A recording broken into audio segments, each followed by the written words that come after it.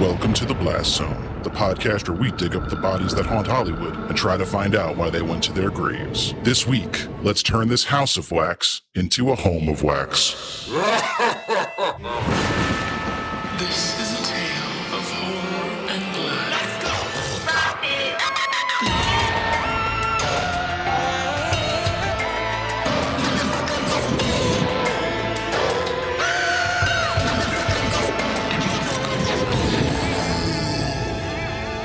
Welcome to the Blast Zone. Welcome to the Blast Zone. We are not a podcast about bad movies. We are a podcast about movies that did badly. That's right. I am Jon Drake, in-house film critic of my Shudder account. And I'm Ian Dukes. I'm a demon with horns and bat wings and summonings about movies. Movies like House of Wax, which we'll be talking about today. But before we get into that, I don't care how Ian's doing. We have a special guest. You know her. It's the third Blastoteer, as in like Musketeer. I don't know if that's clear. It's a hard one. Yeah. She is the co-host of two excellent podcasts, Death and Friends, Tomorrow Today. She is the host of KO Comedy. You've heard her before. This is her fourth visit to the Blast Zone. It's our buddy Nash Flynn. Nash, how are you doing? I'm happy to be back. It's never really October without the Blast Zone. You know what I mean? It's true. It's Blastober. It's what we like to call it. And you suggested this movie. I'm glad you did, because we had a lot of hoity-toity fancy horror movies on Blastober this year with large artistic goals. And you said no. I want to do House of Wax from 2005. Honestly, it was hard coming off of Jason X, which is what we did last year, because that's just a perfect movie with absolutely no flaws whatsoever. That's what I always say. Yeah. You're not going to get campier than Jason X. We didn't go quite that far, but we got close. We did a good job. Ian, I'm sorry for ignoring you for a minute there. I was so excited to say hi. How are you doing this week? I went to the dentist for the first time since the start of the pandemic, and they made me pay for that fact. They punched me in the tooth, as the Jerky Boys used to say. Worked me over, deep cleaning, root planing, and just like Anthony LaPaglia in 1995's Empire Records, after they beat me up, they made me tell them that I deserved it, and I did. Poor fella.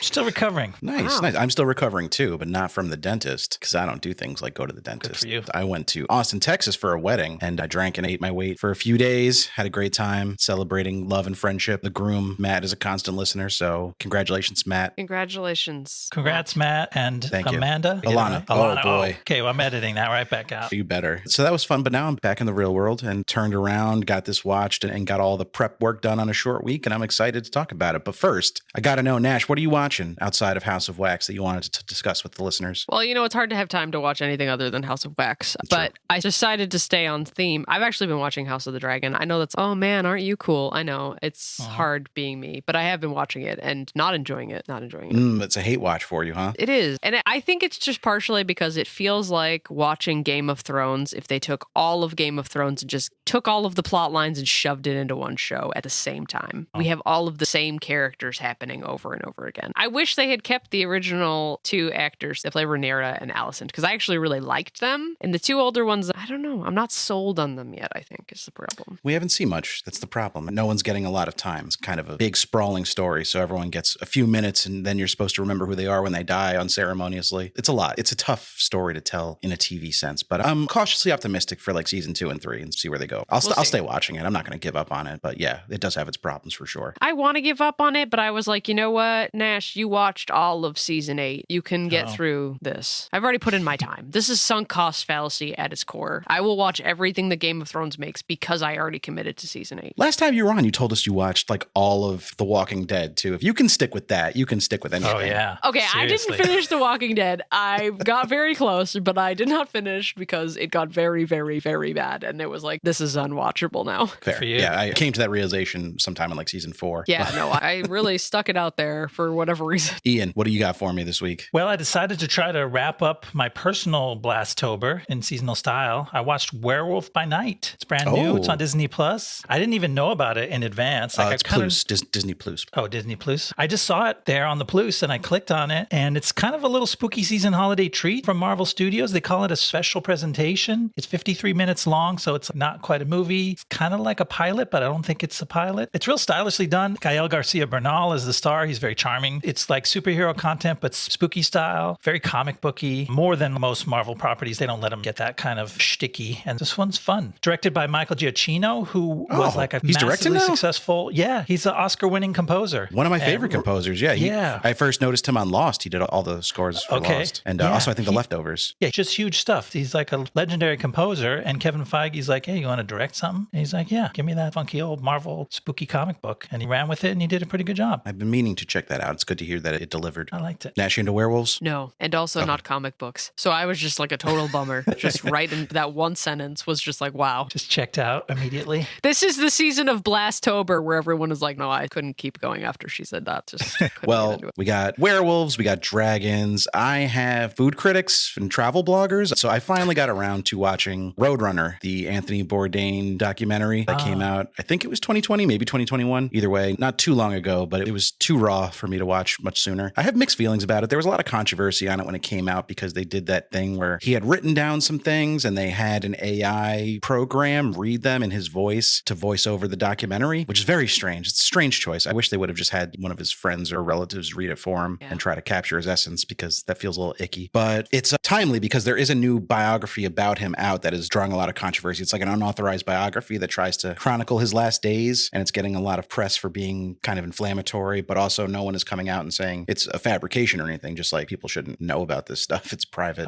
So I didn't want to dive into that because that also feels icky. But this was good documentary, good summation of his life. I think he's more and less complicated than the film makes him out to be in some ways, but I've been a long-time fan of his, so I thought I had to cap off my relationship to Bourdain by finally checking it out. And I can't say I recommend it. It's pretty rough stuff, but worthwhile if you're a fan of the man, as I was. May he rest in peace. Now that I've brought everyone all the way down. Yeah, wow. Let's talk about House of Wax. Nash, you recommended this movie. Yeah, I did. What's your relationship to it? Did you see it before? Have you just heard of it and were curious? I was literally like, isn't that the movie with Paris Hilton? And then I Googled it and I was like, it is the movie with Paris Hilton. And that is my experience with this film. Okay. Fair. All right, Ian, what do you got? Any relationship to this movie before today? No, real similar. I remembered the poster image. That was familiar. The eyeless, dripping Paris face. I think that's her face. But that's all. This movie was never going to be the kind of thing that I would choose to watch, you know, especially in I would at choose that it time for in my you. life. Indeed. Nowadays, I might start doing these kind of things more often, but then that was a pure skip for me. So this was one of those fresh takes. Do you think Blast Zone and Blastober has kind of toughened you up to horror movies? Are you more willing to watch one for pure enjoyment now with no alternate agenda? I think I am. I think my relationship to horror movies is still evolving, and I've definitely been making observations this month, especially because for the show, I double watch everything. And the first watch when I'm filled with actual genuine fear, and the second watch when I'm able to see the movie through clearer eyes is so different. It's teaching me a lot about human perception and fear and emotional states. So it's really interesting. So maybe one day I'll be able to watch movies in a fearless way on the first try. There you go. I've been a fan of horror movies for a long time, even though I do still get scared by them. But the first watch of a horror movie is always stressful. I don't think that ever fully goes away. You're always on edge a little bit. But I have seen this movie before, but it had to be like 2006, 2007, just like watching it at a friend's house while there was probably a joint and some beers being passed around. So it's not like I could have told you about the plot of this movie, except Paris Hilton was in it and she dies a gruesome death in it because that was kind of the main focal point of the marketing of the movie. Yeah. But yeah, spoiler alert, I was kind of pleasantly surprised by it a little more than I expected. I thought it would be just a real piece of crap, kind of like those early 2000s slasher movies were. And we'll talk about a couple other of those in the monologue because Dark Castle Entertainment was kind of spitting out some real dog shit ass horror movies in those years. But it's an impressive technical work more than anything. I think if you look at it on those grounds, it's pretty impressive what they were able to pull off here. It's a bigger movie than you think it is because it looks like a cheap teen slasher movie, and then you find out the budget and you see all these traces of ambition kind of leak out at you, and you're like, wait a minute, they were really trying for a lot, and they didn't necessarily achieve a lot, but they took a big swing in certain ways. A couple examples I was reminded of Malignant, and that's the second time I have talked about Malignant recently, which is like that tweet, a guy who's only seen Malignant watching his second movie, getting a lot of Malignant vibes from this. But there are some parallels, not just in terms of there's one very obvious one that we could talk about when we get to that section of the movie, so we don't spoil it now, but also the ambition of it, and to some degree, like the self-aware silliness of it too. Like, I don't think this movie was trying to really genuinely scare anybody. I hope not, at least, because it failed. It's not a scary movie at all. Well, Nash, what? Were you scared? No, I feel like anything that has those jump scares is always going to get somebody right. But I do feel like there was like a genuine attempt at not necessarily like a ghost fear, but at like a legitimate human fear. What if serial killers were super into candles? Okay? Right. I feel like they were really trying for that to scare you in a way that felt human and not like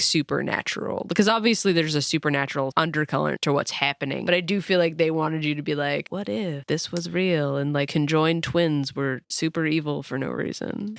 They were the guy from Cougar Town for some reason. Yeah. And then they Did had anybody watch Cougar Town? The bad guy in this No. is like a real goofball in Cougar Town, which is just hilarious to me. He's kind of a goofball in this, so I can picture that. He kind of is, yeah. He's like a little shithead. He's not very menacing. He's more just like a good old boy who's kind of a dick. Yeah. Was but that, also a murderer. was that the older brother? They're the same actor. No, wait. In House of Wax, he plays the older brother. There's Bo and Vincent, who were the conjoined twins. Not those two. The other guy, right? Oh, I thought that he was I pegged him as the younger brother. Oh, yeah. I Less- thought of him as younger, too. That's funny that you see. He has a you thought he name was in the older. script, but they don't say it in the movie. But his name's Lester. He's the roadkill car driver, right? Yeah. That guy. Yeah. See, I just assumed logistically he was older because I feel like once you have conjoined twins and one of them is like a rascal or you perceive them to be a rascal, you're not signing up for more children. You know what I mean? That's smart. Is that what you do when you have a rascal? You tie him to Yeah. like a feeding table, Like shackle. in the suspended reality of their parents' imagination. He needs to be Wow. taught discipline or whatever. Yeah, He's a monster. a little Yeah. restless. We'll call him Lester, but the roadkill truck driver. Actually, we can get this out of the way right now. I was nervous we weren't going to have a Justified crossover of the week, but then they threw me a curveball. We got a big one. That's Damon Harriman, Dewey Crow from Justified, one of the main, not antagonist, really, not a protagonist either. He basically plays the same character he plays in this movie and Justified for 5 whole seasons. Justified crossover of the week. Nice. But a beloved character actor from Australia. He was great in HBO's The Tourist. He was great in Quarry, which I keep fucking telling you guys No. about. I just want one DM from somebody who's like, I watched Quarry on your recommendation and I love it. I'm starting to disbelieve in Quarry. It sounds more like a made up thing every week when you just like throw more actors into it. Well, I promise you it is real and it is spectacular. Are people DMing you to tell you they watched it and they didn't like it? I haven't gotten those yet either. That would break my Okay. heart. Please don't DM me that if you happen to take my recommendation and didn't like it, because I'll be You can pretty DM sad. me that. You can Stay tell me quiet. you like it. I've never seen it. I won't judge you. You should see it. Okay, so should we go through the making of this movie? Yeah. do it. Let's see how this thing happened. Okay.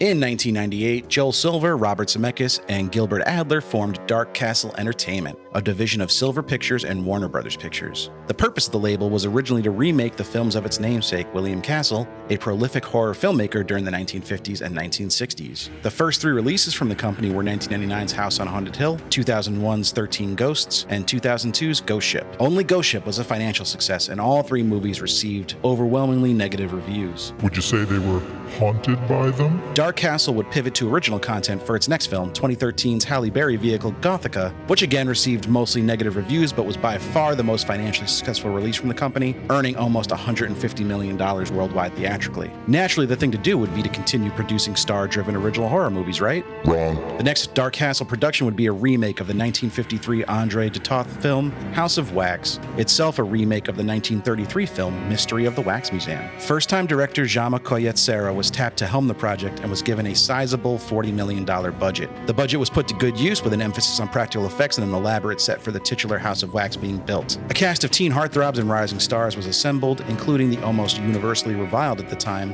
hotel heiress and reality TV star Paris Hilton. That's hot. Though playing a relatively minor character in the ensemble, Hilton was a focus of the marketing campaign with the incentive that you get to, quote, see Paris die, unquote, being employed to lure moviegoers to the theater. That's not hot. The movie was shot in the spring and summer of 2004 in Queensland, Australia, and was given a puzzling blockbuster weekend release scheduled for May 6, 2005. The film premiered at the 2005 Tribeca Film Festival for some fucking reason, and was met with overwhelmingly negative reviews, with most critics decrying the movie as formulaic and underwritten, but giving it credit for the set design and atmosphere. They hated seeing the wax museum burn, but they loved the soothing vanilla scent. The movie opened in second place with $12 million. Not a bad haul for a teen slasher, but disappointing when you factor in the larger than normal budget and marketing blitz. It would go on to earn $70.1 million worldwide before leaving theaters, failing to turn a profit. Like so many films covered on this podcast, though, it would steadily gain traction as a cult favorite, building a sizable fan base in the years since its release, with rumors of a prequel focusing on the twin brother antagonists persisting.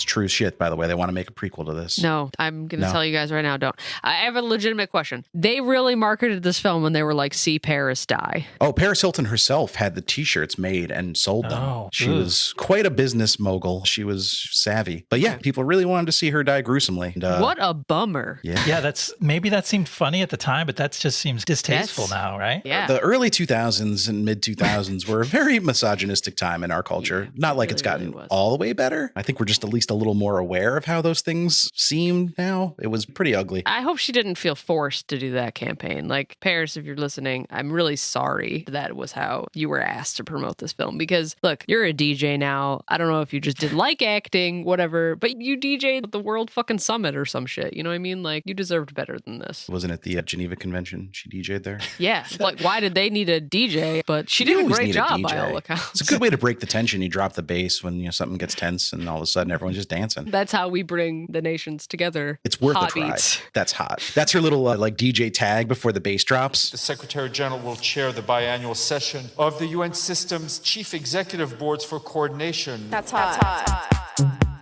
I'm just glad it's not See Paris Die because, wow, brutal. It's just like, do a snuff film, make your millions, and get out. You know what I mean? If this really wasn't that. Wait, do a snuff film and get out. I think once you do a snuff film, like there's no getting out. You're dead, aren't you? You're snuffed. Yeah, It's real. you're really dead, John. Yeah, never make a real snuff film. That's one of those Hollywood bits of wisdom. I saw 8mm. It was not a fun hang. Also, back on track. Did you know this movie was written by twin brothers? That adds like a whole nother layer to the story. Yeah. That makes it worse, I feel like. The movie is very like into the idea of there's a good twin and an evil twin. So which one is which? Do they also subscribe to that theory? I wonder if they do. So we've got two sets of twins, right, in the film, and they're foiling each other, right? Yeah. And the third set is behind the typewriter, typing up a script together. Like, all right, hit the space bar for me. I don't know. I feel like if you're going to be twins and write a creepy movie about twins, you should make that a big part of your branding. Like, ooh, written by twins. You know what I mean? If you're going to sell the twins are creepy, you need to be creepy. They definitely were not. Paris Hilton was the focal point of all the advertising for this movie. And the funny thing is, in my research, I discovered they wanted to cast Jennifer Connelly in that role. And I was like, first of all, Jennifer Connelly was too old in 2005 Too old. Yeah. convincingly play this. What are they, freshmen in college, I think? Yeah. Jennifer Connelly, an ageless beauty. This is in no way me disparaging her. She wasn't playing those type of roles. I think she was in like the House of Sand and Fog around that time. So give me a fucking Right. break. She's not going to be in House of Wax. She already did her House movie. She's like, I've got a house. I don't need your house. Yeah, and neither one is very sturdy. A House of Wax No, yeah, or a I'm House just of Sand and thinking. Fog. You're going to be fucked in a rainstorm either way. She was like a teenager when they filmed Labyrinth, which was in the 80s. Yeah. Like, you can't go 25 years Yeah. later and like still realistically She was in The play a Rocketeer teen. too. Yeah, playing it like a early 20s, I want to say. And then in Yeah. Dark City playing like late 20s. Not going to work. Even before Paris was cast, like you couldn't imagine the part of Paige being anything else but the hot friend who dies, right? This is not a character who's central to the story in any way. So why would you cast anything but like a stunt casting or just an actress who Attractive, looked yeah, like good? an inexpensive, attractive actress. Although they give her a weird side story that I don't know what it adds, but they're trying to give her Nothing. something. Let's stop the talking around the storyline and just get into it. Do you want to walk us through the first leg of the story, Ian? Here we go. A girl named Carly, played by Elisha Cuthbert, is on a road trip to a college football game with her boyfriend Wade, played by Jared Padalecki, her twin brother Nick, played by Chad Michael Murray, and a few other friends, including Paris Hilton as Paige. After taking a backroad shortcut, the friends stop to camp for the night. They're harassed by a stranger in a pickup truck until Nick chucks a bottle and breaks one headlight and the guy leaves. The next morning, Wade's car's fan belt is broken, so he and Carly hitch a ride to town with a creepy local guy. The others head out to try to get to the big game. Jacob Dylan is just watching this like, I don't see what the problem is. This guy should be fine. He can drive it home with one headlight.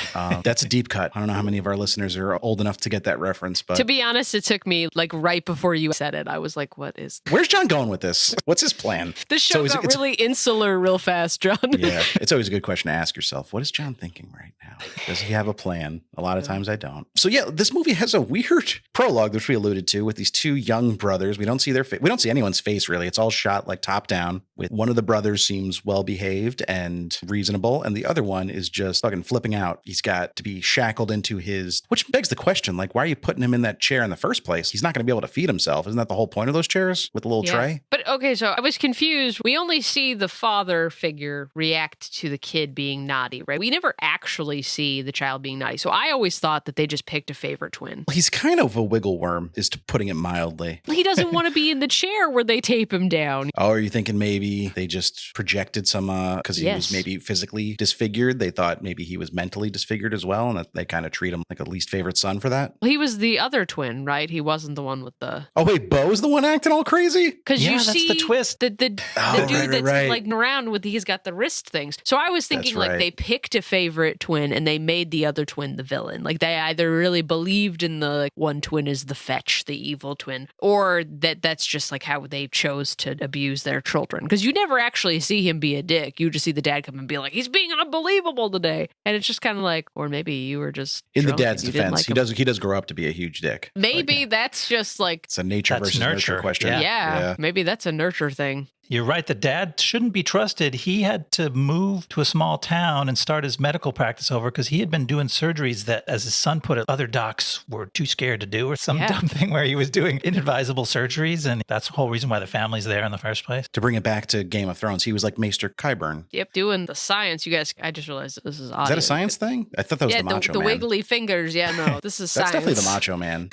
Oh, yeah. That's also science, actually. You guys could only see what I can see. I really wish people could see the me and Nash just doing dangly fingers in the camera. It's like the weird, like Mr. Burns, like I'm radioactive. You know what I mean? Yeah, I'm still going Macho Man. I just wanted to do my Macho Man impression. Regardless, though, back onto the topic of this movie that we watched. Regardless of who was really to blame, because I like Nash's theory that it's actually deeper than you think, and the kid wasn't bad until the parents corrupted him. But that segment has kind of a nasty tone to it, right? It's shot in this ugly, washed out 1974 colors. There's nothing but screaming and shouting and scratching and slapping children in it. You're like, this movie is going to be rough. It's going to be dark. And then it switches and it's like One Tree Hill. Like all of a sudden it's just a CW teen drama series. Yeah, it had me on edge. Like I was anxious during that whole sequence. And I'm glad the movie didn't try to stick with that tone throughout, because that'd be like watching Hereditary or something. Yeah. Just that intense uncomfortableness. But no, yeah, then it's like completely saturated colors, pictures of trees, cars driving down streets with drone shots and all that. It's a very stylishly shot teen movie after that. Yeah. And we get the Deftones pretty much right away. First, the score in that 1974 scene I wanted to call out, because that is the one thing that felt out of place to me. It's very Elfman-esque, Danny Elfman, like boom, boom, boom, boom, boom, boom, boom. Like it's very like jaunty and bouncing. I don't know how to describe it really, but you know what I mean, Ian. You're into film scores. You know what I'm talking about. Yeah. It comes back to that. Besides I don't even know what kind of rock, but it goes to a hard rock and soundtrack. New metal. Yeah, it's like new metal. The Deftones. Yeah, all that type of stuff. But besides that, yeah, there is a pretty traditional horror movie soundtrack, which I think goes with the Dark Castle aesthetic, like you set up in the monologue, that these were people who were trying to recreate a golden era of Hollywood horror movies. And so it went for something pretty traditional mixed in with something very modern. I guess horror movie scores have become so much about dissident strings and droning horns in more recent years that it is kind of weird to go back to this throwback version of a score. When it's more musical and not just noises. That's my impression. Not just Brahms, yeah. Of Hans Zimmer. I feel like we've reduced Hans Zimmer. He's capable of so much more. Yeah. Is he?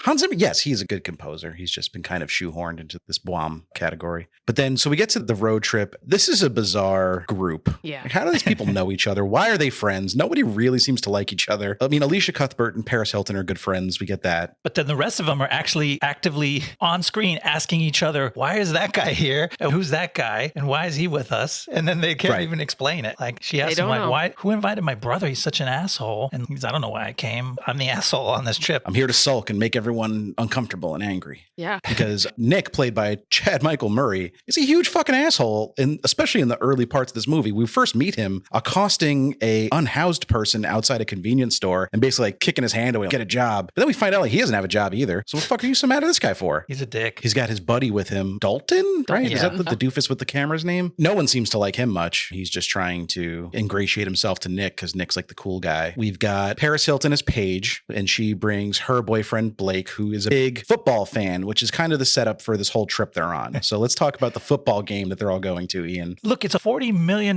movie. Could they not have negotiated the ability to even say a made-up name, University of West Eastern Florida or something? They go out of their way not to mention anything about this game except that it's big. These people are fans of football games that are large. They're like, the game is big. We don't want to miss it. This is the biggest game of the season. It's very large, and we must get there to see it because that is what what we like to see, big games. The twist is they were actually playing on a 200-yard field. Literally, it was just a very big game, twice as big as normal. That's massive. Yeah. Yeah, all the merch is just like football. He's wearing, there's a lot of blue. So we get maybe that's the team Okay. colors because he got like a blue cooler and a blue towel, but everything is just very nondescript. They use real city names. They're heading from Tallahassee, where Florida State is located, I think. I'm not an expert. And they're going to Baton Rouge, where LSU is. And so, this could be a hypothetical, That makes Southern sense. rivalry kind of game. But they just refuse to even say that they're in college or they have friends in a college or anything. It's just like, this game is so big, we have to see The it. thing is, like, only Paige's boyfriend really wants to go, right? Like, Right. everyone else is like, I don't really care. Just like thought it'd be fun to go with him. And he's so invested in it.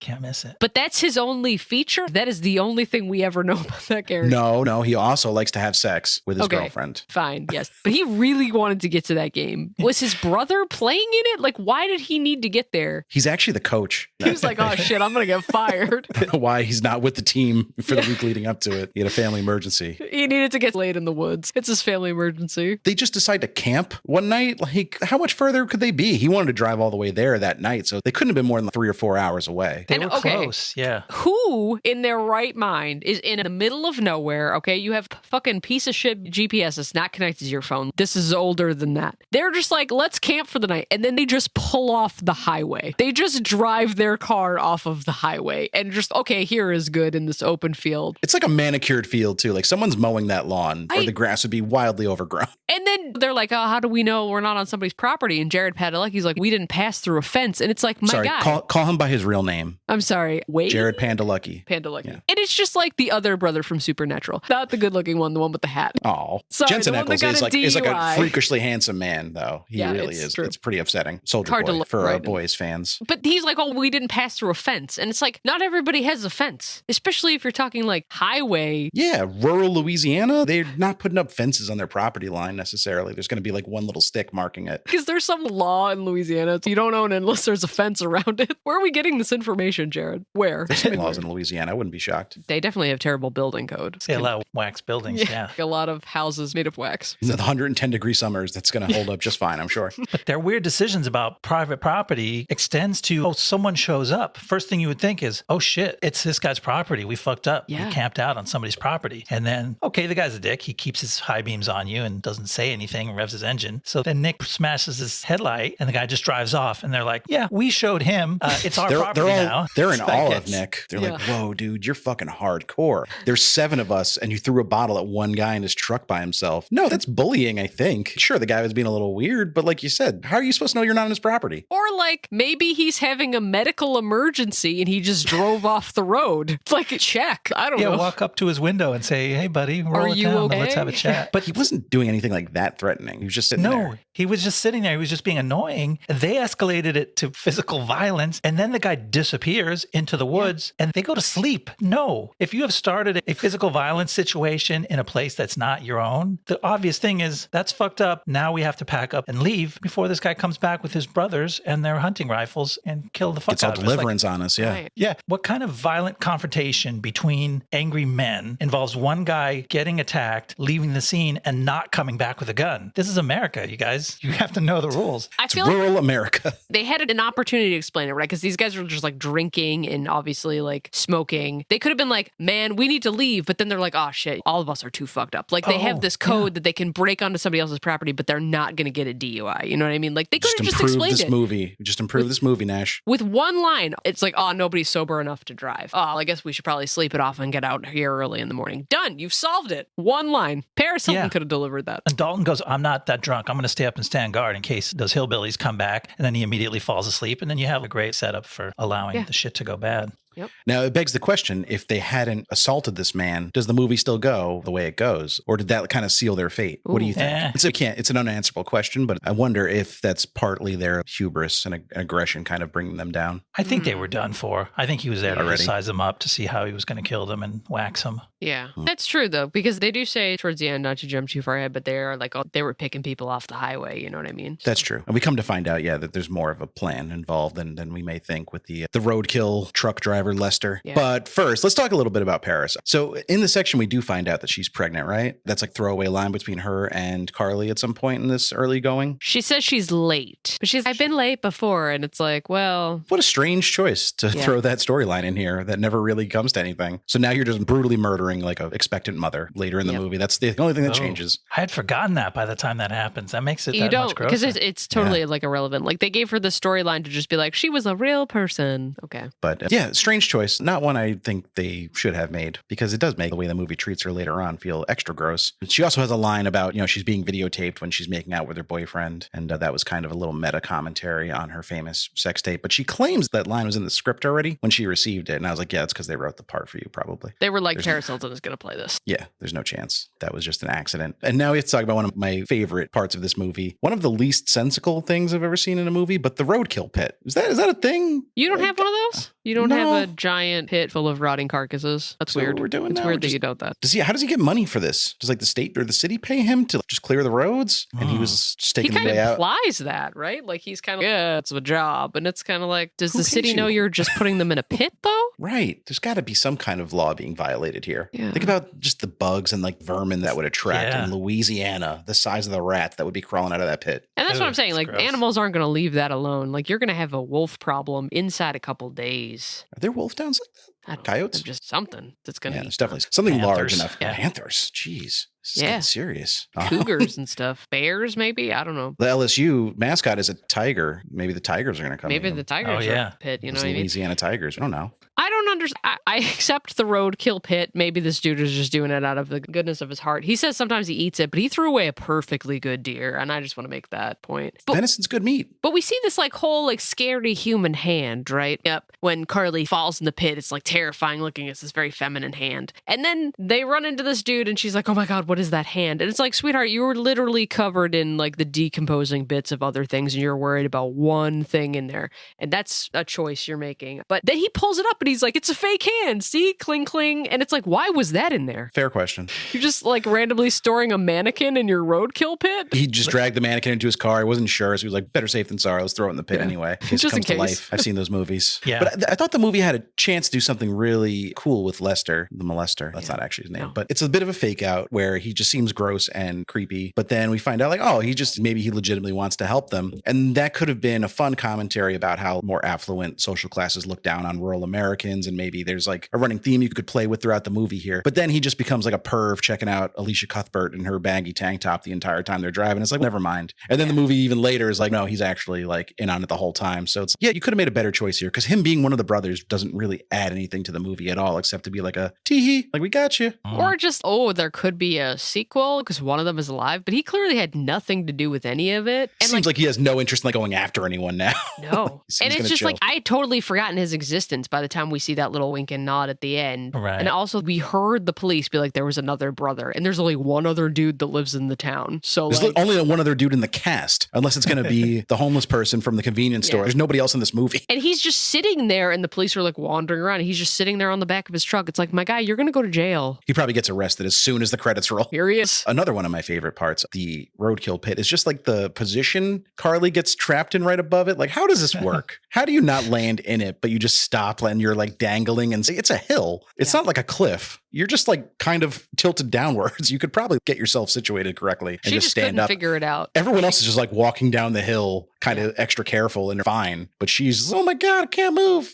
You're just like army crawl. I think it's one of those things where if you fall in the pool the wrong way and your legs get stuck, you can't get the momentum to like physically pick your chest up. And then she got kind of slippery, right? She was like making these motions like she couldn't keep her grip with her Right. arms because they were covered in viscera. So it didn't flag my like, oh, this is funny or awkward. I was like, man, in that situation, I feel like you do random things with your limbs because you're like, oh God, there's death Can't believe everywhere. the amount of credit you're giving this movie right now. I know. I can't even be like, I'm going to hate all over this movie. And then I'm like, genuinely teenagers act like this when faced with the roadkill pit. I think these people are all in their 20s though, because they're going to a college. Yeah, could be late teens, but All right. Anything else from the section we missed that you wanted to go over? Or should I move on to the middle portion? Yeah, let's hear what happens next. Yeah. All right. Carly and Wade arrive in the little town to find it deserted, but they find the gas station owner Bo at the town's church. While they wait for Bo to finish attending a funeral, they check out a local attraction called the House of Wax, which is literally made entirely of wax. But it's creepy as hell, and they're spooked by a masked face looking in at them through a window. They meet up with Bo back at the gas station, and he says he has the fan belt they need up at his house.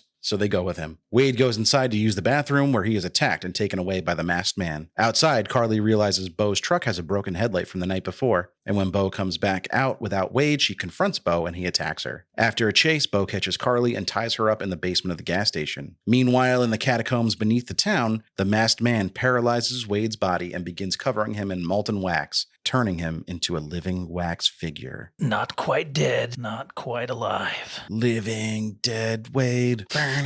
Sorry. No, it was a solid conversion of that song. I liked it. Thank you. Thank you. So the House of Wax itself, I guess we should talk about that a little bit because it's a pretty impressive set. I think they said they built a lot of it with like peanut butter. Oh, that makes sense. I heard the peanut butter thing, but then I also heard the producer say, no substitute for wax. Nothing like it in the world. And that's what we used. So I don't know. Did the producer of this movie fly to Australia to really investigate the set, you think? I wonder. Oh, yeah. The producer is famous Hollywood mogul Joel Silver. I know the name, but does he always he's always on set for his movies? He was very involved. I saw a little behind the scenes thing when he was down there and he was telling the actors their haircuts were wrong and this jacket is too tight on you. And he was really into it. Sounds like a pain in the ass, to be perfectly honest. No, he does. And all the actors were then giving quotes to the behind the scenes camera like, I was shitting bricks. I had Joel Silver just confronted me about this and that and the other thing. He was an intense dude. Oh, He's still alive. He's 70. He's from South Orange, New Jersey. Hey. Produced, a bunch of huge famous movies, and I can't think of any of them, but we'll... The Matrix and its sequels. Yes. He did it. He did all the Wachowski movies. He did Speed Racer, Racer, all the too. Wachowskis. He did Die Hard, maybe. Lethal Weapon, maybe. He did Lethal Weapon, for sure. Yeah, Die Hard.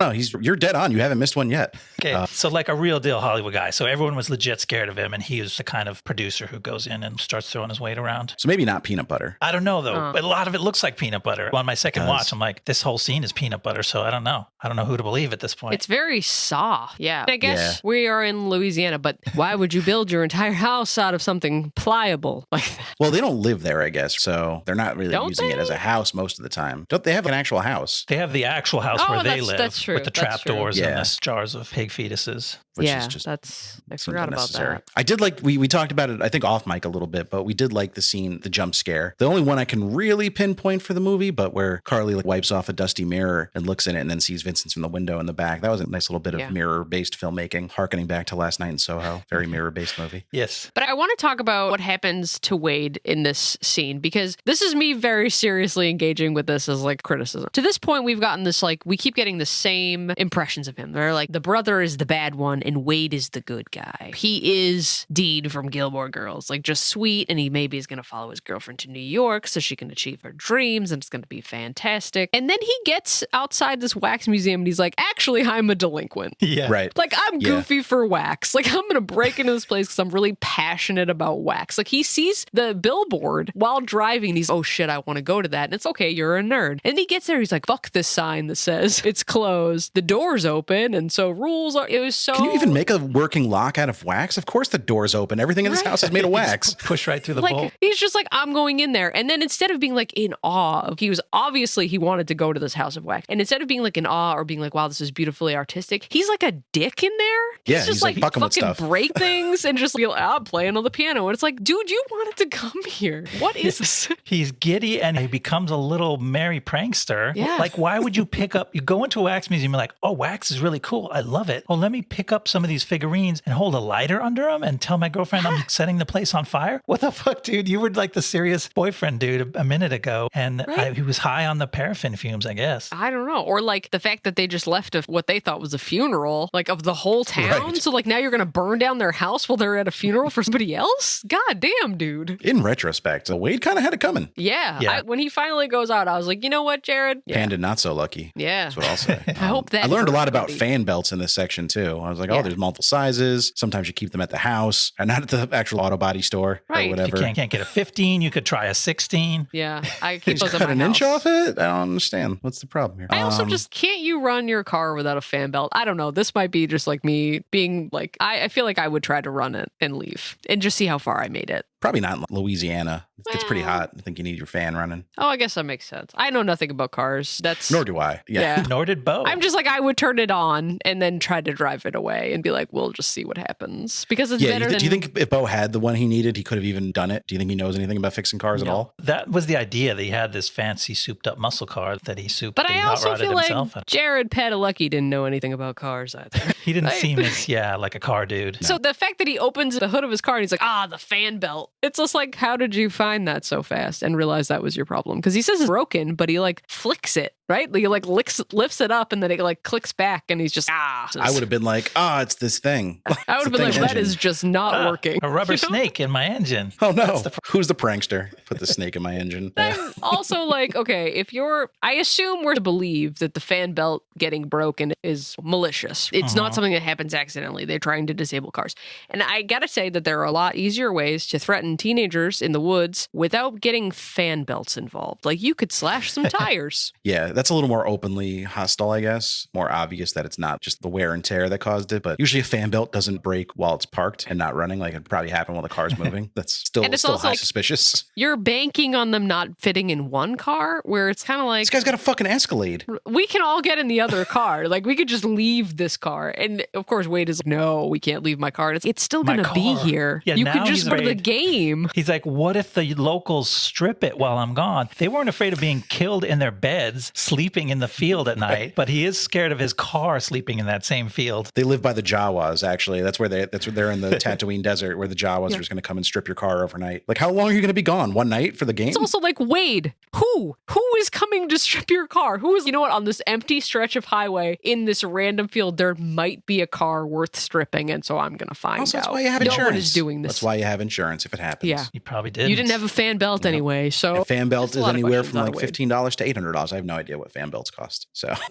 neither did Bo, really. He was just going to give it apparently, to them. and he was also going to dollar Yeah. for them. Wade Way left too some kind. cash, and he's like, this is close to the cash you left? I don't know. He left him $20. And he was like, yeah, we'll get just some of the way there. And it's like, He didn't pay him. know. Everything in that town was a prop. You have to remember that they set that town up from scratch, and it Yeah, was where all did they get the fake. money for That's this a lot of operation? buying. I guess their weird doctor dad left them a sizable inheritance. I mean, I guess if he was doing like all of these illegal procedures, he was charging a pretty penny Sure. for I that. guess. But still, how does that translate into having town buying money? Well, I don't know if they owned it. The cops later said it was just abandoned, so maybe they just kind of like squatters' rights. Well, that's true. It wasn't. It wasn't all a prop, even though you're tempted to think that because the town looks cool, and you're like, oh, they built a town for this movie, and then you're like, oh, the brothers built a town, but the brothers didn't build the town. The brothers just took it over and turned all the residents into wax They figures. altered it to meet their needs, but yeah, the actual structure. But okay, of this building. is also weird. Every time we saw the town, right, it's got like two houses and then like a downtown, right? Who would actually live here? But every time we saw it, I was like, is this the town from Cars? Yeah, it's where Mater's from. Yeah, it does. It has that weird disconnected from reality, very small, somewhat off the highway, nobody goes there kind of vibe. And I was like, is this happening in the same universe as Cars? That's what I want to know. Spoiler alert, it's actually happening in Australia. Very similar vibe to the That's- town from Cars. That's fair. No offense to our Australian listeners. I know we have a few. We love you guys. Anyway, all right, so let's get into the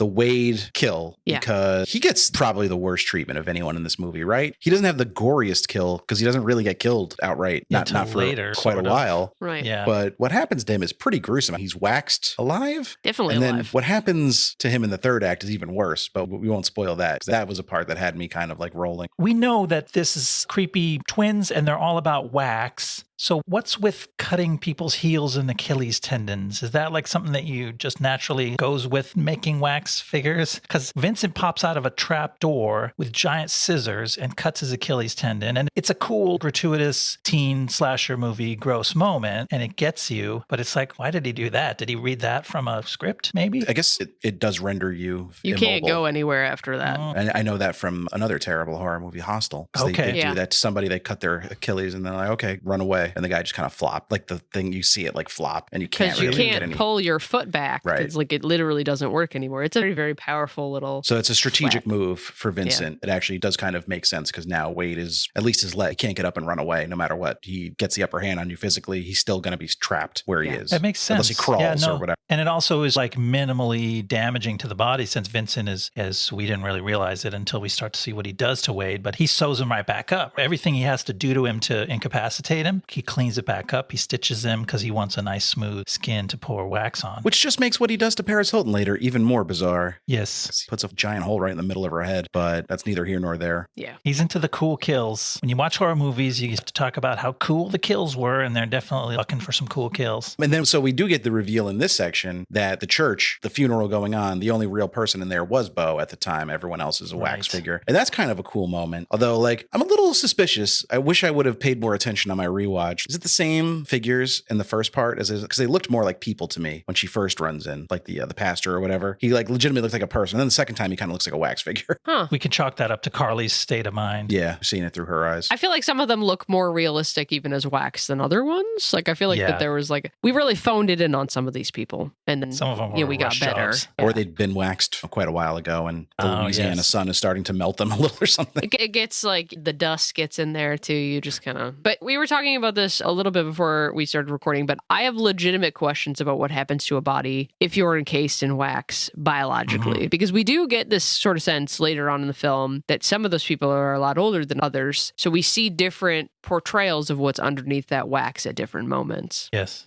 And then we also realize that you can survive getting waxed because we see Wade do it. He gets waxed completely, but he's still alive. But, you know, I don't really think you could survive getting waxed, to be honest with you. I'll say that right now. Yeah. I don't have a medical background, but I do feel like waxing is going to at least second degree, if not third degree burn the skin that it comes in contact with. And it's very hard to survive a 90 to 100% third to second degree burn as an extended period of time. Wax does cool quite quickly, but I do also feel like you're not living. There's a lot of it. Just a reminder, Nash hosts a podcast about deathways. So if you were questioning her expertise in this area, she's kind of the authority. That's what I fixated on this entire film, how your body would break down inside wax. Because we know, like in Pompeii, when you're encased in volcanic ash, the body decomposes, the bones decompose. There's nothing actually in those plaster casts. Those are literally just plaster casts of how people died, and everything in there has decomposed and left. But I'm like, I wonder what would happen to you in wax, because wax acts a lot differently than volcanic ash does. It's also less porous. So you're creating this anaerobic environment in which you can break down, but only if you're getting enough from the outside world to break down. And also the body bloats after death. So I'm curious as to what that does to the wax. And that does depend on how hot it is outside. This got really gross really fast. No, this is interesting stuff. And I theorized that if now seeing as how these brothers have unlimited resources, apparently, right, if they could employ some of the tactics used by the Bodies exhibit, for you all who are familiar with the Bodies exhibit, they use some kind of embalming with plastic process, which seems to maintain the body for quite a long time. Then you wax them after that. That might work better. But they clearly don't, because Wade is still alive. So not embalming anybody. And you're getting the sense that they always do this to their living victims. It seems like almost the point is to do it to someone when they're alive. Like that's the thrill for Vincent. Maybe. Gross. I felt like I lacked any real feeling of thrill from the killers, and that's part of where the movie fell flat for me. But their pattern is definitely encase these people, and we see some of them, like there's a lady in the church whose arm breaks off, and it looks pretty fresh. There's some white bone, there's some red bloody tissue, and then there's someone who gets their head shot off in the movie theater, and he's like a Indiana Jones mummy. He's like just black and purple and dusty, and there's beetles crawling inside of him. So they do seem to be slowly decomposing at different states, depending on who you take apart. Yeah, there's going to be a real bug problem in this town. Yeah, I was going to say, I imagine the bug population, and I think that it would have added to the shot, right? Like they suddenly noticed there's all these bugs everywhere. Like if they had those moments of there's this disturbing corpsey smell about this town, and the roadkill pit is like covering it up, right? Oh, that's clever. What they had to do, because it's so close to town. They're like, oh, it smells. But like they said it's 15 miles up the road, so it's not that close. Yeah, I guess it isn't. Yeah, they're not super accurate with the geography in this. I like Nash's explanation of the roadkill pit is a cover for anyone who sniffs out a stinky body. Because you're like, oh, wow, that town smells like decomposition. Death has a very, very strong, very unique smell. You know, I'll take when you smell your word for it. All right, Ian, you want to walk us through the last portion of the movie here? All right, coming home to our house of wax. Things are looking bad for Carly when her brother Nick and his friend Dalton show up in town. They and the other couple had given up on the football game and came back to find their friends. Dalton immediately splits up, goes to the wax museum, sees Wax Wade, and gets killed by the masked man. Meanwhile, in the woods, the masked man kills Paige and her boyfriend, who had gone back to the campsite to fuck. Back in town, Nick hears Carly screams and fights off Bo in order to free her. The siblings continue to fight off Bo, wounding him. Then they go hide out in his house, which makes a lot of sense. They finally put all the pieces of this twisted story together. The masked man is Vincent, Bo's formerly conjoined twin brother. After the deaths of their troubled parents, Bo and Vincent continued their mother's wax artistry ambitions by killing the entire town and every passerby and turning them all into wax statues. In a dramatic climax, the good twins defeat the evil twins, reuniting them in death. And in the process, they burn/melt down the entire house of wax. So right off the bat, I want to talk about what happens to Wade here, because this was like one of the best shots in the movie, in my opinion, when Dalton comes upon him at the piano and starts trying to peel the wax off and just starts, he starts peeling his skin off, but he doesn't stop after the first little bit of face comes off. He's just like, no, I'll get it right the next time. Yeah, Got let one me more help chance. you, dude. Oh, oops. He's got the best intentions, Dalton. Yeah. He's kind of a doofus, though.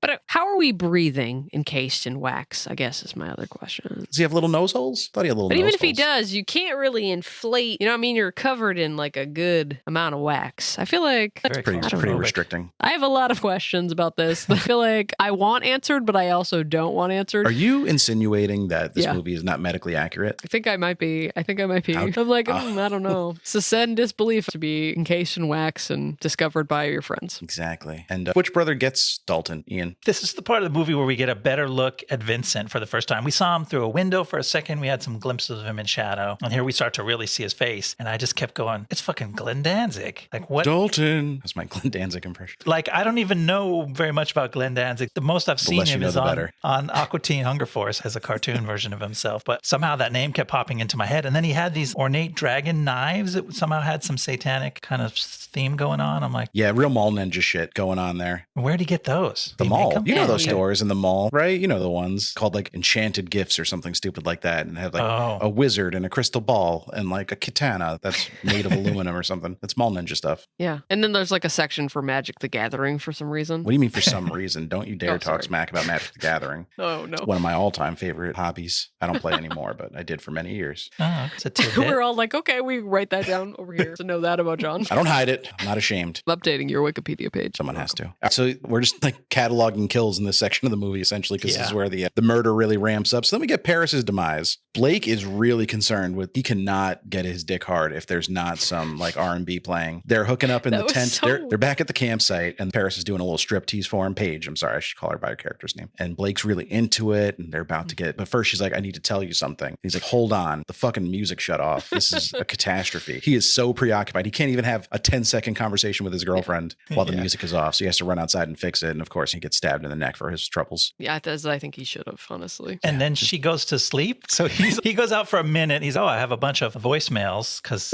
Carly's been trying to call him and he's been Yeah. ignoring the phone, actively pulling Paige away from the phone when she tried to pick it up. And then Paige realizes, he's fussing with the boombox and he seems to be checking his phone. I'm going to put on a robe, turn out the lights, and go to bed so that I Yeah. can be appropriately frightened when Wax Glenn Danzig shows up in my tent moments later. But that was like really The sex like, life of the sex life of this couple is so bizarre. Because they talk a lot about having sex and they never ever do. no. At one point, you think she's giving him roadhead, but she just dropped her lip gloss. Actually, I don't know. Were we supposed to believe that? Was that supposed to be like I don't know. an excuse? I don't. But yeah, they both are they have very specific like rituals they need for sex. She's, I need to have sex right after an important conversation. If we can't have that conversation, then you're not getting any. And he's like, well, I need my music playing, or it's a no go. And it seems maybe you guys just aren't that into each other. No spontaneity between these two. Nope. And it's just, look, your friends are like not with you. You're still in the middle of the woods for no reason. He had a really disappointing game, like where he thought he was going to go to the game, and then there was just so much traffic in whatever city they were trying to get into, right? They were like, man, this is too much traffic. Let's go back to the woods and wait for our friends. We'll just To meet that them same at the spot. To the Spot spot. where they were threatened by a local. Go somewhere else. It's Louisiana. There's campsites. Go anywhere. Or just like finish driving through the traffic and be like, we'll catch you tomorrow. Even if you miss the game, there are probably bars. Yeah, Or like definitely bars. grocery stores or just else to do. Are you gonna go to the grocery? How long are you gonna spend at the grocery store? I'm just saying, like, go somewhere that's not back to the nowhere woods so you can have sex. Is that the point? I don't know. Are we to surmise that Blake, who drives a like electric electric blue, brand new Cadillac Escalade doesn't have like hotel room money. Yeah. They could have done anything else except for get murdered in the woods, but that's what they chose, honestly. Yeah, it was really a choice at that point. And it's this moment too where it's like she's gonna tell him that she's pregnant, right? It's gonna be this random build for no reason. She's like, actually, baby, I gotta talk to you. And then it just becomes this like moment of amusement where he's like, I gotta go check my music. And then she's like, we're not gonna talk about me being pregnant. I guess I'm done for the night. This conversation can't wait another 30 seconds while you check the music. It has to happen now or never. She wasn't just like, I'm pregnant. You know what I mean? Just get it out there if you're gonna ruin sex with it anyway. Also, she's still only late. Like that whole conversation with Carly was just a day ago. It's not like how much has progressed since then. She didn't get a test. We didn't see her go get a And pregnancy. she's what, 2 weeks late? She's, oh God. But I've been late before is also what she says. So she's just gonna like, she does not want to have sex with this man. I think that's what we're getting at. But she clearly was having sex with him because she is worried about being pregnant with this child. They've done the deed at some point. At least 6 weeks ago.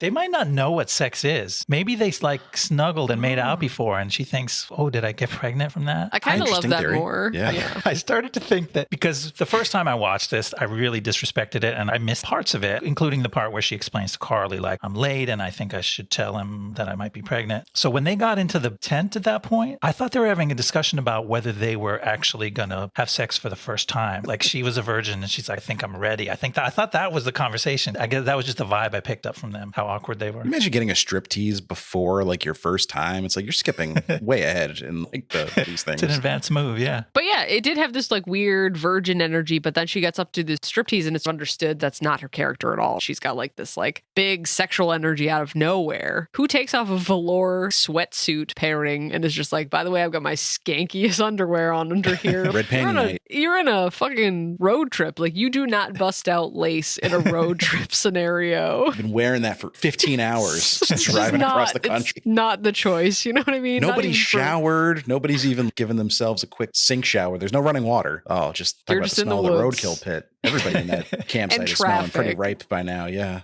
And also just like, I kept cracking up at the traffic, right? Because they're in deadlocked traffic trying to get to some city. And you're telling me it's not moving, but you somehow are in the middle lane and can turn around. No barrier between. Right? They were just like, fuck it. There are back roads you could try. I don't know. You have a GPS. This is a lot more than MapQuest. You're not stranded. Somehow or another, they end up back at the campsite and she gets a pole through her forehead, which is by far the most gruesome kill in the movie. And also not any more logically likely than turning around in the middle of that traffic jam. Like this, we didn't establish that this guy was a superhero. He's just like a twin with a scarred face. And all of a sudden he can hurl this pipe through auto glass, through a car window, which are pretty hard to break in the first place, and all the way through a human head, both sides of her skull. Right. It's Captain America stuff. It's not even like pointed. It's like blunt It's on the barely, end. yeah. It takes a lot of force to get through the human skull anyway, but like to embed a telephone pole essentially through someone else's face, like this man he been needs a to have javelin those thrower. like licensed, those guns. He could have been an Olympian, and now he's wasting his life making wax figures in Ambrose, Louisiana. It's too bad. He could have been something. But I want to just bring this point quickly, is that Paris Hilton gets this death in this film that does feel very like snuff film related, right? She dies and immediately falls like directly to her knees. And then you get this shot from the back where she's arched in a weird way. And you're just like, why? Oh, I didn't pick up on that, but that is another icky weirdness. It gets like weirdly sexual as it's looking at her corpse. And I'm just like, are we supposed to hate Paris Hilton this much that we want to see a shot of like her fuckable corpse? I don't know. I was like weirded out by that whole thing. The whole Paris Hilton portion of the movie has aged really badly because whether that was a moment in the culture at the time, it's not anymore. So people watching your movie now who don't know who Paris Hilton was are just confounded by the cruelty shown to this character. And I feel like you could remove her and Blake and still have a film. 100%. Like, they didn't even need to be there. The only thing Blake brings is getting to the football game, I guess. And Nick was a star quarterback, so you could even say, oh, this is the team he would have been playing for if he hadn't gotten arrested. So he wants to go kind of see what they're doing. So you don't even they don't even get to the House of Wax. They never see it. They don't really understand. They don't even get waxed. I don't That's think. true. No, because her head is destroyed. There's no. Yeah, they're no wax just in her. murdered. But he does bring her. Vincent brings her and Blake back to the house in the back Yeah. of the they're in the truck. Like truck. I think he's going to patch him up. And you get this similar shot of her body where you get to see the little like peekaboo tit and then her like legs are open in the back of the truck. You see this other shot of her also in very like strange positioning. It's just like, why do you want to have sex with Paris Hilton's corpse? Is he also just leaving the car there? Because like a bunch of teenagers or early 20-something relatively affluent kids go missing and you're just parking a car in a field 15 miles from your town. Like they're going to come looking for you because you're the closest. So did anyone come through here looking for help? You're really opening yourself up to a whole another realm of investigations there. But I also assume like they're so segregated from the rest of society, they don't know what advances we've made in technology. You know what I mean? Yes. I don't know about GPS tracking and Right. guys, They're like, how did all the police people find you? Who was looking for these teenagers? Because they don't know. They're weird and they're cut off from everything, in addition to having really weird parents. But the movie does explain that they were using the abandoned sugar mill to store all the cars as well. That's why Paris is hiding in a dusty car when she gets killed, because that's where they're parking all the cars of the people they abduct. So they're smart enough to try to hide the evidence. luckily there's this abandoned sugar mill. Like, why did we need a sugar mill invention? Does that have a lot of parking inside of it? It's big. It's also the explanation why the town, the sugar mill closed down and the economy collapsed. And that's who's really to blame. Do we for mill this whole sugar? movie.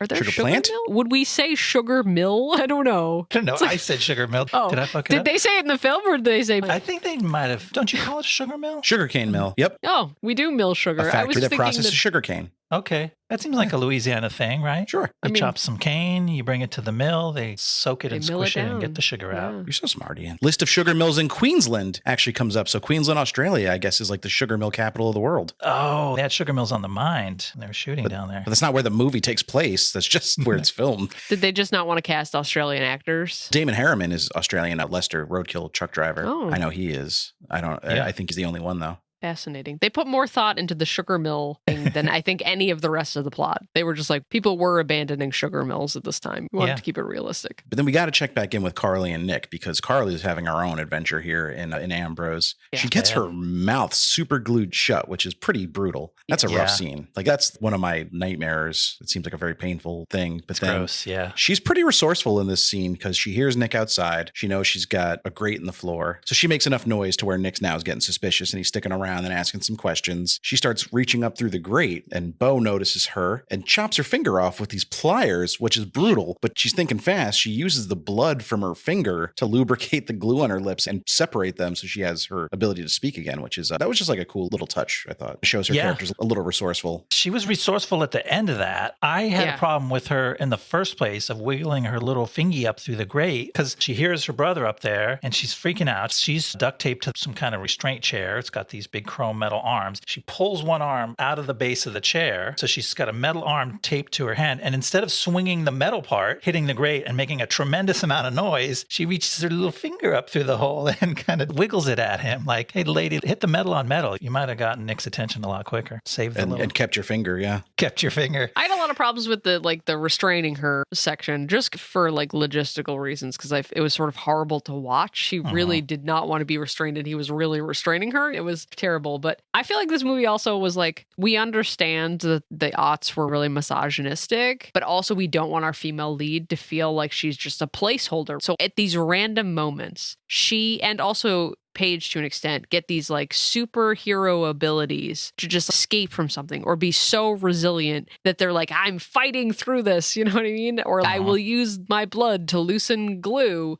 But then they're total dummies in like another sense and also used as these like sex plots. But it's never happening at the same time. You know what I mean? They're useful. You can only be one or they're thing at a not. time. Yeah, it's weird. I don't know. I was like annoyed at this moment because it was like she's so all of a sudden helpless by this like evil man who was restraining her. And then in the next moment, she's like fucking genius. And she can also fight. Like she can throw a punch. You get the sense that like Nick was a fighter growing up. So maybe they got into scraps when they were younger. But Bo is like a 240-pound man. He's pretty chunky. Yeah. It also seems like a martial artist. Like both Bo and Vincent are like trained MMA fighters. They have takedown ability and shit. Like would you guys just spar every day for an hour? Like where'd you guys get this ability from?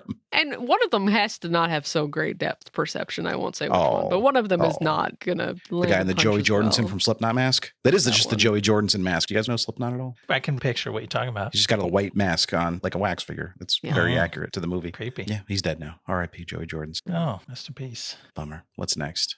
So yeah, acting dumb. One of the dumb things that Carly and Nick do, they're resourceful, they're tough, they're good fighters. But then like, should we make one more trip up to the house where the two killers live? We got to look for Wade. Yeah.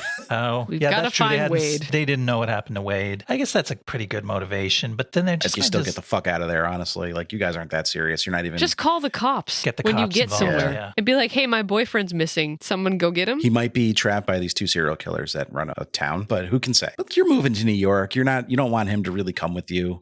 Carly seems kind of over the relationship by now. Just let He's him. looking for a way to break up. This was it. Yeah. This was her Where's he chance. go? Wherever he is, that's where he is. Yep. You're Like I not said, worried call the about cops. it. Don't just abandon him, but get yourself to safety first and then worry about Wade. Yeah. You're not going to help him if you're all dead. And they didn't really. He's It was too pretty late far for him gone at that by point. then. So they end up in the house. Then, of course, the killer that they left for dead, because they certainly shot him with 2 crossbow bolts, and there was no reason to make sure he wasn't going anywhere. They would just go up to his house. And wouldn't you know, he comes home just minutes after they get there and takes the He's arrows not out even. of him. He's not even like severely injured. He's just It's not annoyed. that bad. Yeah, it's painful, but worried. he's not dying. He's got one in his arm. It's like you really thought shooting him in the arm was going to get him. But like when they first hit him, it looks like it hits him right in the chest. And it's like they're really going to make this man get back up with a fucking arrow in his chest and be like, I'm fine, because that's what happens in every single horror movie where you think that the bad guy's dead. Boromir right? did it. He had like 5 in him. So he's got 2 arrows in him and he's laying on the ground. They're like, he's definitely dead, not moving, not breathing. And they're just like, fine, we'll just go hit check him out with the some other butt stuff. of that crossbow in the head 50 times until you're 100% sure. Take his the ass is arrow, dead. rip it out, and then stab him again. That's all neck. it takes.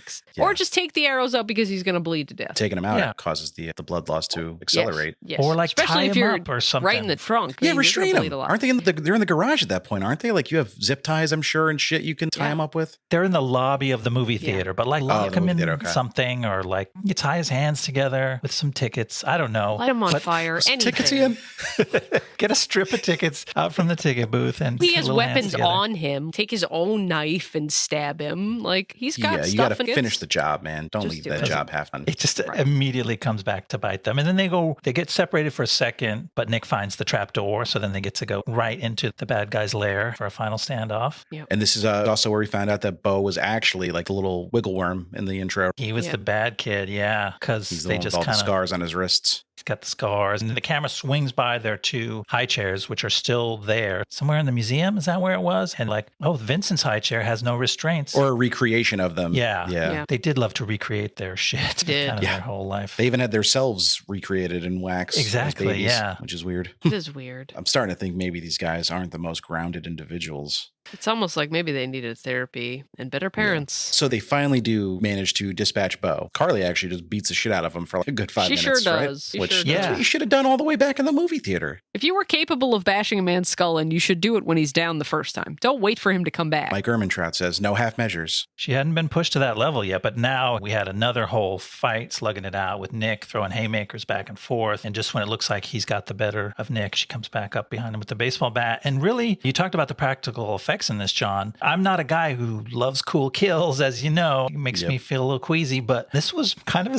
satisfying and realistic head bashing. Like they cut back to his head several times as she takes consecutive swings with the baseball bat. And each time it starts to like slightly change shape and get distorted. And I was like, oh, that felt real. Yeah. She really beat him to death, actually. That's a fun fact. Okay. They just, How was he in Cougar Town then? Oh, his twin brother must have been in Cougar Town. that's what I'm saying. That's why That's you're a what it twin. is. Okay. Yeah, that makes sense. And then the house is on fire, the House of Wax now. And this is like the really big, I think they spent $30 million of their $40 million budget on this whole sequence of the melting House of Wax because it is pretty cool. But also, Carly decides to run upstairs when the house is on fire. It's a House of Wax. Why does she not go out the front door? Is there a logical explanation There's for this? literally a front door that she runs by to go upstairs. I don't know. Remember, the fire starts in the basement. So the first floor that they're on, the ground floor, is already like melting away. These holes keep opening up and the wax is pouring down. I don't think she can get across that front room to the front door. And she's kind of by the base of the stairs. And that looked like the only way to get away from the fire, even though it was still a terrible idea. But then she runs upstairs and she's like, how do we get out of here? I'm like, it's a melting House of Wax. Just get like a running start and run through the wall. Like you'll probably be able to do it in a couple hits. But here's my question. As the house is coming down, I am just caught in this. What is on fire? What is actually wax. burning? Okay. There's a really big Wax. wick underground you can't see. Yeah, I was going to say, wax doesn't actually catch fire, it just melts. But there's like clearly a fire in the basement. But wax also doesn't allow a whole lot of oxygen in. So there's not enough to burn this house down. There's not kindling. There's nothing in there that's Is this made Nash out of... deGrasse Titans? Nash Yeah, deGrasse I don't Tyson? know. I am having that kind of moment, right? Like, I'm just like, this isn't realistic. Like, you couldn't build a house of wax and then you couldn't burn it down. It reminds me of that scene from Walk Hard. I can't build you a candy house. It'll never work. It'll melt. Not if it never will. rains. I was just like, what is on fire? I do think that the wax can burn. Given enough concentration of heat, the wax will not need a wick or something else to burn like it does in a candle. And the reason I believe that is because that's what happened to Vincent Price and his wax in the 1954 version. So that was the science that I'm basing this idea on.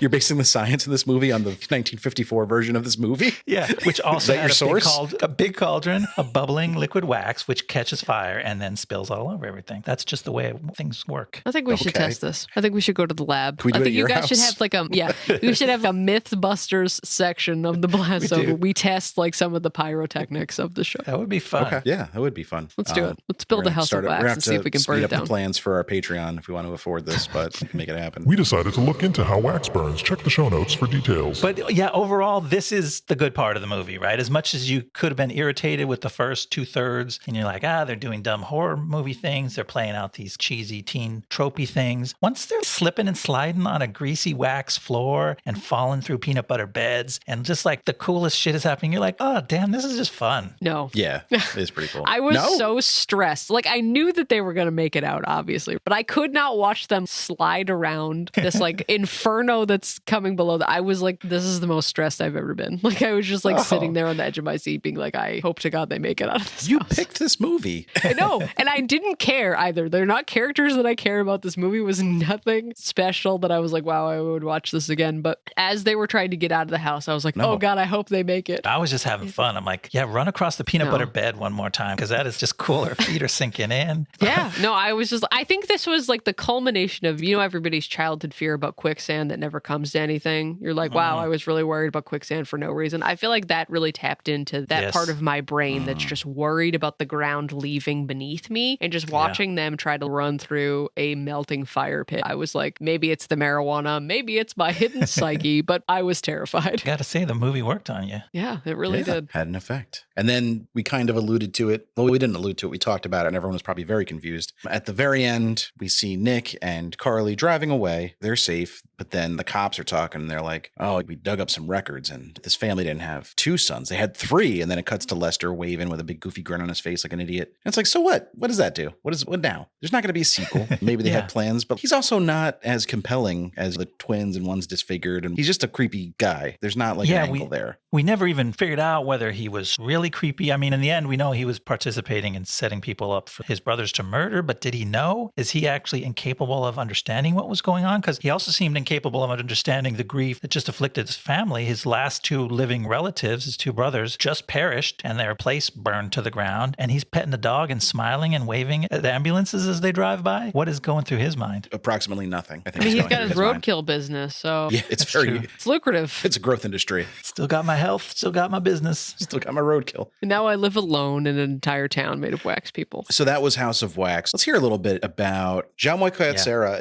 This was good timing, Nash. I know you did this completely by accident, but he's got kind of a big movie that just is coming out, or by the time this is released, will have come out last weekend. Black Adam, the Dwayne Johnson film, DC How wild is Comics that? cost $200 million to make. I personally think that's going to be an episode of this podcast in the future, but time will tell. Ooh. We can't say for sure yet. None of the box office receipts have been released, but Ooh. I don't have high hopes for it. The reviews are pretty bad so far. Titillating. Jaume may come right back into the zone, which is cool, Yeah. but that is wild when we discovered that. Because this movie, I mean, Black Adam, I don't know, you may be listening to this 20 years from now and not remember that movie, but that's the talk of the town right now. And here we are just landing on it. He also directed 2021's Emily Blunt and Dwayne Johnson movie Jungle Cruise, which I did not see. Oh, yes, me neither. Me either. This was his directorial debut. House of Wax was his first movie, but then he did some more kind of culty horror movies because 2009's Orphan, I know, has a following because it's completely insane. Just a hilarious movie. And they just released a sequel for it. Orphan First Kill, I think it's called. He was not involved in that one, but Okay. a sequel did just come out. It's the movie with the girl who's like secretly Tiny an adult, prostitute. right? That was a funny. It was a funny movie. It kind of is. Not on purpose, but Did yeah. it flop, John? Will I be back, Blastober, next year? Ooh, let's see. If Orphan flopped, we got to cover it. Hold on. No, $20 million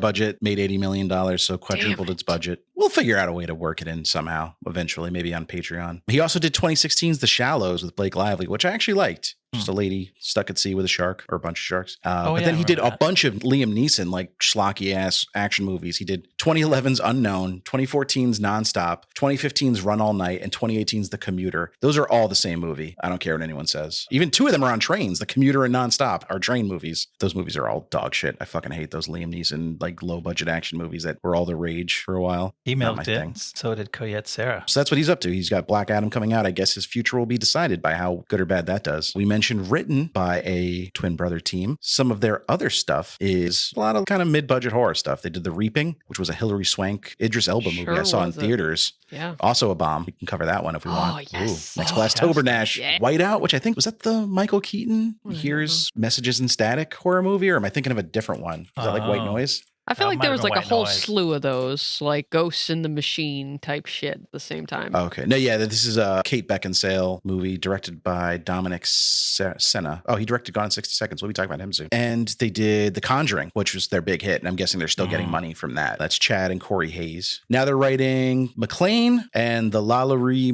Mansion. I don't know. Who cares? None of that sounds like anything I want to see. So let's talk about some of the stars of this movie and where they've gone since. Elisha Cuthbert, she kind of had her breakout in 2003 with Old School. She has a small but memorable role in that. And then she was in 2004's The Girl Next Door, where she plays like an ex-porn star. Okay. With Emil Hirsch, star of another recent blasty movie, Speed Racer. Yeah. That was also kind of his big breakout movie. That's an okay movie. It's got a good Timothy Olyphant performance in it, or our boy Okay. Raylan. And then she's had an okay movie career. She's done a lot of horror / thrillers of kind of mixed quality. She did Captivity, which is like one of those I'm trapped in a coffin, but I'm awake movies. Oy. The Cellar was pretty recent, but she's been big on TV. She was in Happy Endings, which is just a fantastic show. Love Happy Endings, and she's great in it. Okay. And The Ranch. And she was just in biographical crime movie Bandit, which has gotten pretty good reviews. Just came out as a Canadian production. Let's not forget 24. That's where I know her from. She was Jack's Jack daughter on Bauer's daughter, 24. yeah. She was always getting into hijinks. Wasn't she chased by a bobcat for a couple episodes? Oh, I don't remember that, but that sounds fun. I might have Like to a mountain dig that one lion. up. She was like stuck in the wilderness. Chad Michael Murray. I know you're excited to talk about him, Nash. He's So excited. He was a bit of a teen heartthrob at this point. He'd been in movies like Freaky Friday and Cinderella Story, plus shows like Gilmore Girls, Dawson's Creek, and I think everybody really knew him from One Tree Hill, which I never watched, but it was pretty ubiquitous. You kind of saw the posters and commercials, and his face was always plastered on them. He's been in mostly pretty bad movies. His career's not really amounting to what he probably hoped. He was in Fruitvale Station, which is a very good movie from Ryan Coogler, starring Michael B. Jordan. It was kind of where their partnership launched. Oh, yes. But he's one of the many handsome white guys to play Ted Bundy recently. He was in a 2021 movie called Ted Bundy, American Boogeyman. Can we cool it with the fucking Ted Bundy movies? Yeah. And Let's Dahmer stop movies? doing serial killer shit. Yeah. This is my official Enough is petition. enough. As a death person, please know we just can't do that much true crime. We just can't. There's other interesting stuff to do about death, as Nash has proven. Yes. Yeah. There is so many more things to do. Serial killing is not the only way white women die. I'm just saying. And he's been in a lot of like Lifetime and Hallmark movies lately. That seems to be his bread and butter. So he's probably making a decent living, but not exactly doing the red carpet premieres anymore. So this is funny. Like I knew his name, Chad Michael Murray, because I felt like the aughts we couldn't stop saying it, but I don't know that I have ever seen him in anything or had ever like actually connected his name and his face till this movie. That checks out. He's been in a lot of stuff, but nothing anyone's ever seen. It's just a long list of credits that nobody's watched. And in this film, they were like, "Oh, he's the bad guy." boy. But then Yeah. in the middle of the film, it's like a Jack Sparrow moment. He's like, "I did all these bad things, but for good reasons, because I'm secretly a good person." And then his Like, is twin, that why you were picking on the homeless guy outside the Yeah. convenience store? but then They his forgot to twin, explain like that. he's the bad twin, she's the good twin. But then she beats a dude to death. I don't know. Maybe she's True. really the... Maybe got she's the bad twin. Oh, That's what I'm saying. they did a Bo Vincent flip the double switcheroo. with Carly and Nick. So Brian Van Holt, who played Bo / Vincent, he's a delightful little man. He's been in some good movies, though. He was in Black Hawk Down, Confidence is super underrated. Ed Burns, Rachel Weisz, Dustin Hoffman, a heist movie from the early 2000s that I really like. It's kind of forgotten. He was in Den of Thieves. That's one-way ticket right to my heart. And of course, he was Bobby Cobb on Cougar Town, a show my wife dearly enjoyed. And I also liked when I watched it. It was fun. But he was just on the Peacock series, Joe versus Carol, which was a Tiger King thing and came out like 2 years too late to matter because everyone was kind of over Tiger King by then. And he starred as Deputy Cade Walker on One Season Wonder Deputy. It's kind of funny because Jared Padalecki is currently starring in a, I shit you not, Walker Texas Ranger reboot as Walker. I kind of need to see one episode of that. Yeah, it's like a 20 minutes and you're out type of. That's perfect for your usual. I think his 20 wife minutes. is also in it. Who's his wife? I think her name is Jen Padalecki. She's That's also weird. an actress. She was in Supernatural. That's the only reason I know, because I watched okay. a lot of that show. Actually, But Paris there's- Hilton was in an episode of Supernatural too, and her and Jared Padalecki shared a little moment where they talked about the movie House of Wax, and he was like, I don't know, I Yes. never saw it. Yes, and she says in that film, or in the show rather, she says that's so hot, and then she dies, and I forget how, but there's this little nod to this moment. Genevieve Yeah. Padalecki. Oh yeah, she's in Walker as well. Will play the role of Emily Walker. Yep, she's played his wife a couple times now over the course of their careers. I don't know why. I know her. She was in Flash Forward. That was a show I watched. She was one of the main characters on that. That was a show that But I Biscuit do. and I watched. That's all I can There's say a about it. Supernatural, like a prequel out right now, or happening right now, and Jensen Ackles is in it, and they didn't ask Jared Padalecki to do it for whatever reason. Yeah, I remember there was like a Twitter thing about that they were Yeah. kind of going back and forth and having some, not beef necessarily, but it was a misunderstanding. And it seems like they've made up now. But I guess he had a little bit of like personal trouble or something. Yeah, he definitely had a DUI. Okay, that might explain it. I don't know if he was just like going through some shit. His hair was really long for a while. I don't know if that had to do with it, but so who knows? But I do remember seeing the Twitter beef about Yeah, it, and I was he like, was I kind of want the upset. tea. Yeah, But on Jensen Ackles, he's having a moment right now. If you're going to get one of them, that's the one you're going to get. yeah. I think he's having a moment since his career started. To be honest with you. He's a handsome man. Also, Supernatural ran from 2005 to 2020. So they're going to be getting steady paychecks for the rest of their lives from syndication and all that. So they're okay. I would have Yeah. done nothing else, to be honest with you. What It's I've done. working to stay busy now. Like Just retire and be done with it. Like, you have enough cash. Seriously. Robert Richard, who played Blake, he's done some movie work, but mostly TV roles. He's on something right now called The Rich and the Ruthless, which I've never heard of, but he's been on Empire and Harlem, which are two popular shows. He's had recurring roles on both of them. This movie opened the same weekend as Kingdom of Heaven, which is a future episode. But that's like a big swords and sandals epic, Ridley Scott, $150 million production. Why are you opening your horror movie in May against that one? Like, there had to be a better weekend to launch. Yeah, like you said at the beginning, they had big ambitions. They took weird swings. They picked summer blockbuster opening date. They debuted at Tribeca, you said? Like they had some weird ideas about what they were doing with this. I feel like if you're going to release a horror film, you release in September or October, right? There's Yes. no other choice. If you want to get people in the theater to see your movie, that's the move. There's been obviously a few that have surprised with success outside of that window, but just open your movie when people want to be scared, which is spooky season. Or you tie it to like something like wedding season if you're doing something like The Invitation, which Natalie Emanuel was just doing. It's a vampire film, but it's like in May, creepy, everybody's going to weddings, and so we want to watch things about weddings. Yeah, you can logically tie it to another time of year. That's one thing. But House of Wax is pretty... Your Halloween, that's it. Yeah, that's a Halloween thing because people go to wax museums, creepy ones anyway, like haunted houses in October. Yes. Did you have any final thoughts, Ian? I just wanted to add this little thought. On the first watch of this movie, I was very disdainful of it. I had my jump scare crabbies. I had my like, oh, this is teeny bopper slasher shit. And I was just scared. So I didn't pay that close attention. As I admitted, I missed some of the plot points as they floated past. And then on the second watch, I liked it a lot more. I'm like, wait a minute. That character, Dalton, the weird jerk who's playing the little annoying psychic, he actually says some smart things. They didn't give him the worst possible line. They didn't give Paris the worst lines. Some of this stuff like actually holds together. And then I'm like, okay, so what's missing? And for me, it was that the villains were too generic. They had a full explanation. You could logically talk about their background and, okay, this is why they are bad guys and this is why they do this sick serial killing and it's wax related. But really, there was no like passion in it. It was just they were going to kill you because that was the role they were playing in the movie. And you could have swapped them out with any two other guys with any two other killing methods. And it would have been like exactly the same movie. There was no like, oh my God, these guys are really trying for a thing. Even though they kind of said they're like late in the movie, Bo goes, I want to complete mom's dream and you're helping me, Vincent. But it was like, that was really half-hearted. And like the only thing, yes, Vincent was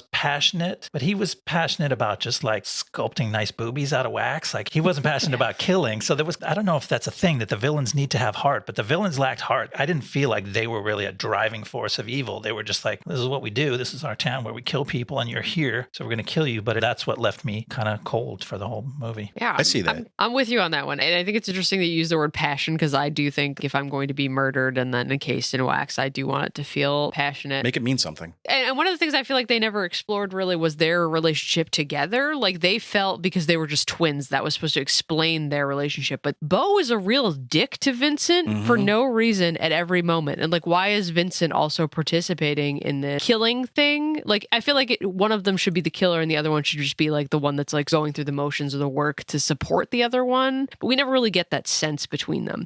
And then one of the other things that I feel like I keep thinking about for no other reason than my brain fixated on it is we see Bo's house, right? Or the house that they both live in. And there's this like weird shot of this pool table where they'd clearly been playing a game. And I'm just like, what is their relationship like? Where they're like, we're just going to toss out a quick game of pool and then we're going to go murder the teenagers in the woods. Do you agree? I get so distracted by all these little moments where it's like, what are they doing when they're not serial killing? And it's clearly like they're chilling, but they don't actually have that relationship. They're really into billiards, They're surprisingly enough. really passionate about pool. Yeah, I mean, I think it came out that Bo didn't let Vincent leave the house. Like he was really pissed when he saw Vincent come home. You don't leave the house without me. So maybe he put the pool table in. It's okay, you got to stay at home, buddy, but I got you a pool table. At least we can have some fun when we're both here. Get that man an internet connection and some porn. Let's solve this problem right now. Just going to be Googling like Madame Tussauds.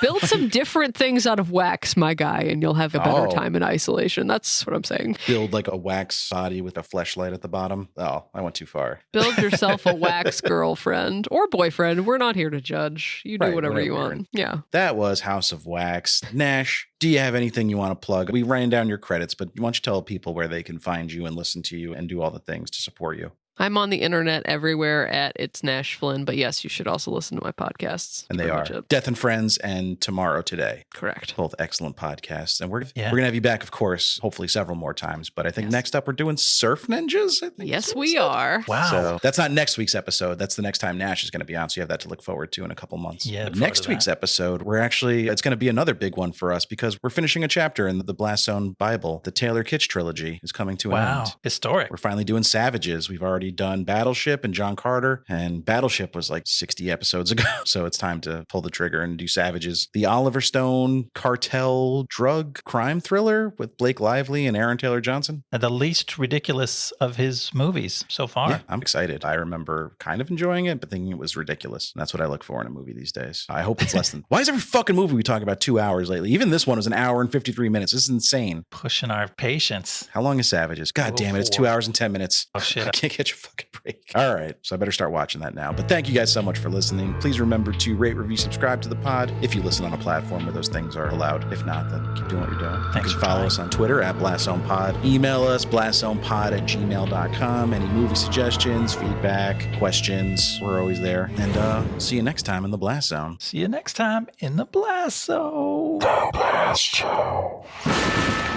This is a tale